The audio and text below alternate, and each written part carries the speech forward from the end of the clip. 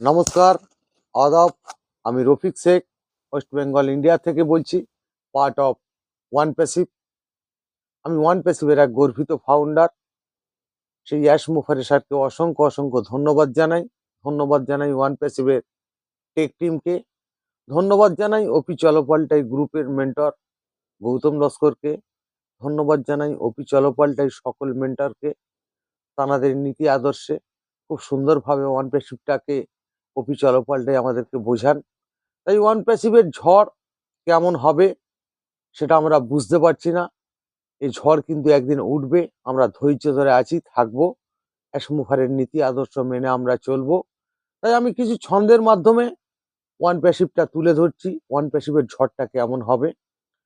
ঝড় যখন আসেই কিন্তু বলেই আসে না, ভূমিকম্প কোথায় হবে সেটাই জানি না। চারিদিকেই তখন যেন প্রকৃত নিস্তব্ধ। কোথায় থেকে আওয়াজ আসছে ঝড়ের কিন্তু শব্দ।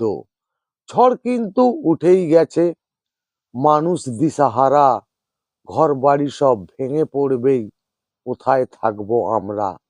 ঝড় কিন্তু আস্তে আস্তে গেলই কিন্তু থেমে, প্রকৃত একদম নিস্তব্ধ, কিছু মানুষ গেল মরে। এদেরও তো আশাই ছিল পৃথিবীতে কিছু করব, ঝড়ের কাছে হেরেই গেল তাদের অনেক স্বপ্ন। পৃথিবীতে আবার কিন্তু নতুন ঝড় আসছে, সারা বিশ্বের বিজ্ঞানীরা এটাই নিয়েই ভাবছে, কেমন করে এই ঝড়কে থামিয়ে দেয়া যায়।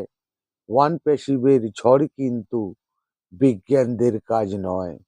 ওয়ান প্যাসিভ এখন নিস্তব্ধ, যে কোনো মুহূর্তে ঝড় উঠবে। ফাউন্ডারদের ওয়ালেটে সুনামির অ্যাপেল বইবে। এটাই হলো অ্যাশের বিধান, অ্যাশ মুখারের যুক্তি। ওয়ান প্যাসিভের ঝড় কিন্তু সারা পৃথিবীর শক্তি। অ্যাশ মুখারে ধন্যবাদ। ওয়ান প্যাসিভ জিন্দাবাদ। আপনাদের যদি ভালো লেগে থাকে লাইক কমেন্ট শেয়ার করুন। ধন্যবাদ।